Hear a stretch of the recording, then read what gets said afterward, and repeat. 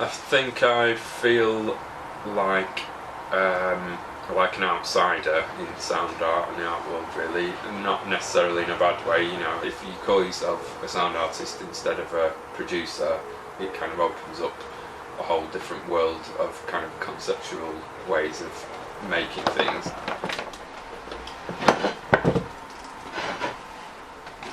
Although I do sort of call myself an artist, it is sound really that really excites me and that I'm really interested in.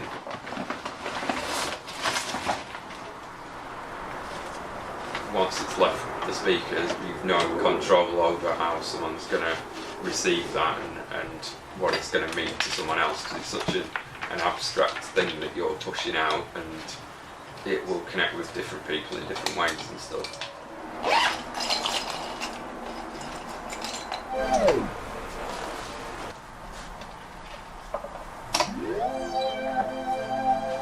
It just came together from trying out different ways of modifying records and what sound you would get from that. The set has an overall shape because I know I've got to build it up once and then drop it down and then build it up again.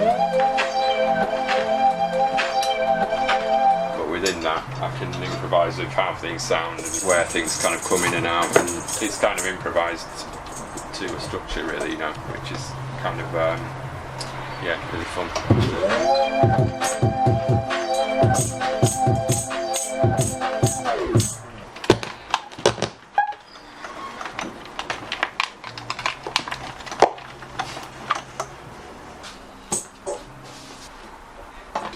The building of the instrument basically is the composition really, you know, I interact with it in different ways as well, but how I put the parts of it together is so much affects what sound comes out the other end.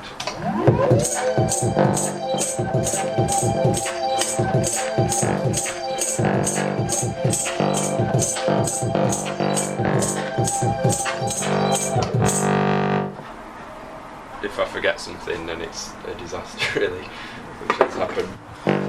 Like I can see for some reason more than usual it seems to be leaning to one side, and that might be just because all the blocks are slightly uneven, so if they all happen to be slightly uneven in the same direction it affects it more than I'd like it to.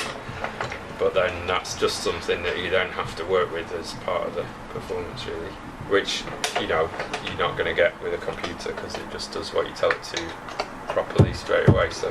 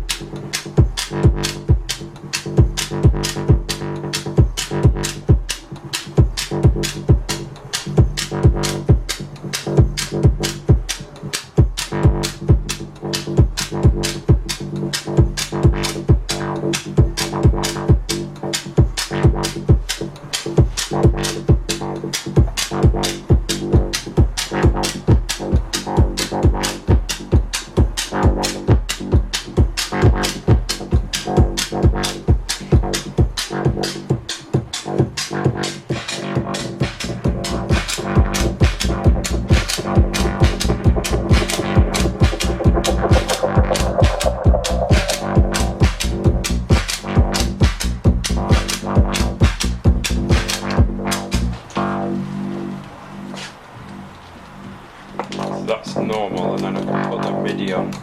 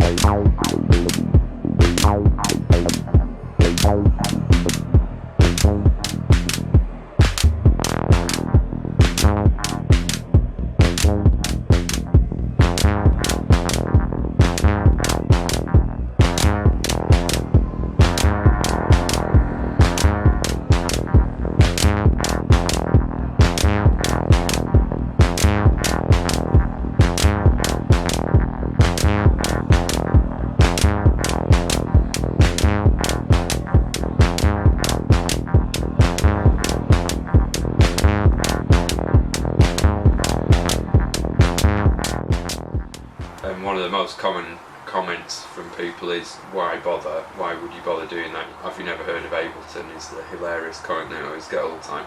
For me, it's really obvious why you would bother, because you get totally different results. I tend to use a lot of, not necessarily obsolete, but kind of second-hand and thrown away stuff, and recycling stuff, I guess, which seems to be like an important part of my work. I don't know, it's just been kind of slightly obsessed with collecting things and just having something to hold on to, I guess. A neatly organised folder of files on your computer doesn't have the same kind of tangibility as having something physical. I use quite a lot of tapes, and in particular like recorded tapes, and generally what I'm looking for is someone's voice, or just something interesting, like, because it's something that doesn't happen so much now, to just pick up a tape recorder and start recording your own voice into it for whatever reason, and you do find really interesting things. So this one says chicken song on it, and this one says chemistry exams.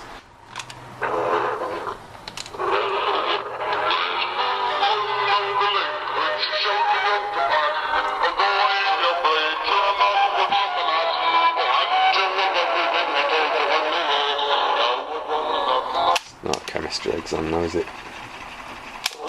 This Walkman is my actual thing that I listen to music on when I'm out and about.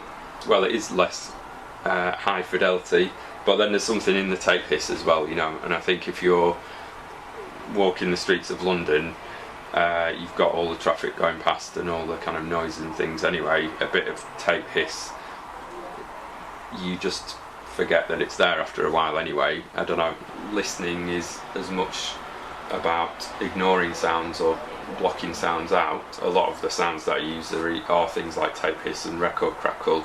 It's about selective listening, I guess, as much as it is about paying attention. You're kind of ignoring sounds as well. So I think it's nice to just kind of be aware of that and be able to sort of play around with these things, you know.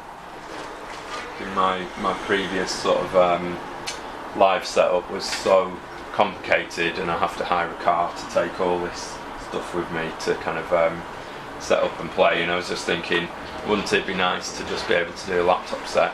And furthermore, wouldn't it be nice to not have to rehearse or practice or anything, or even particularly play anything, just turn up and play a computer game, and what it makes is a kind of composition or some music.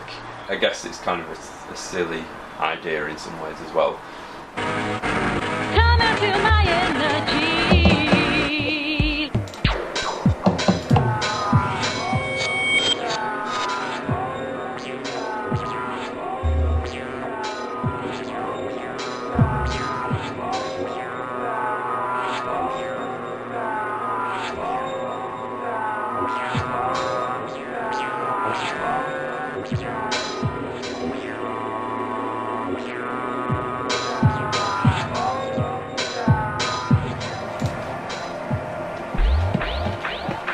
I'm aware that it's a kind of stupid thing to do, but at the same time I'm really interested.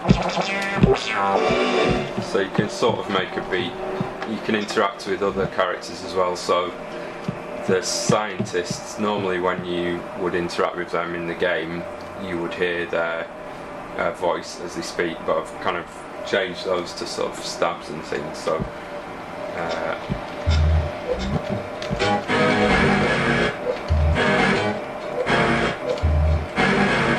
and an interesting thing I found out when looking at this a bit more is that the way that the character's face kind of moves depends on the waveforms of the sound that are going to it, so it actually looks like he's making those sounds, which I think is really funny as well.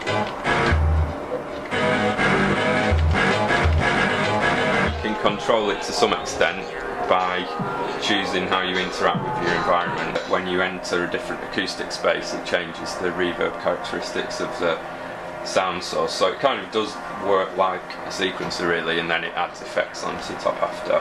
You can hear there, it sounds one way. As soon as I go around this corner, it'll sound quite different with the reverb.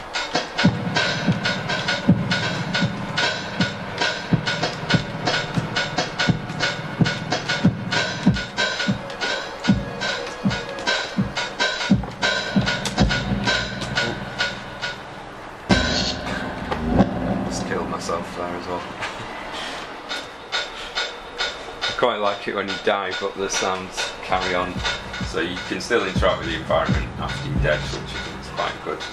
And some of the, I mean, here you've just got the hi-hat in the kind of reverberant chamber, but some of them you have quite a lot more interesting soundscapes going on, because there might be other characters walking around, there might be some kind of battle scene carrying on after you've died, or there might be various drones and various sounds coming from different objects and things in the environment. Yeah, there's a weird sort of tension which I hadn't anticipated. So when you play computer games, you I suppose put your kind of morals to one side, and you know you'll happily beat someone to death with a crowbar, but it didn't occur to me that doing that in front of a live audience would be quite shocking to some people actually.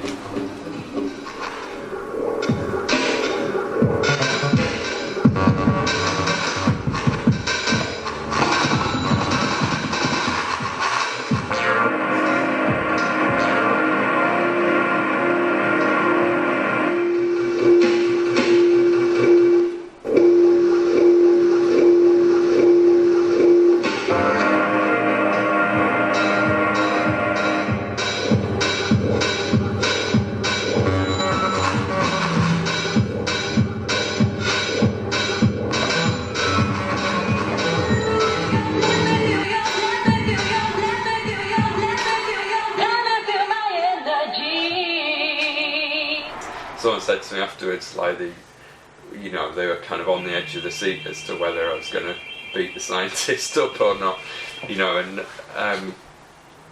it's quite brutal as a computer game, you know, and you're shooting people and hitting people and things.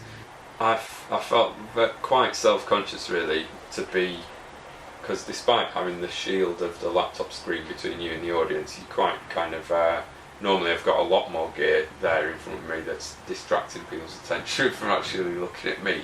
So I felt like people were more eyes on me and more kind of paying attention to what I was doing.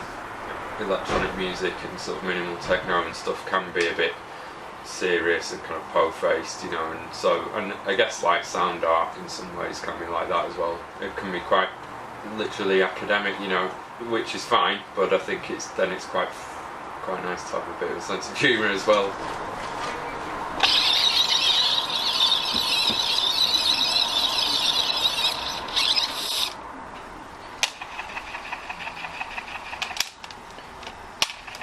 And try chicken sandwich quickly.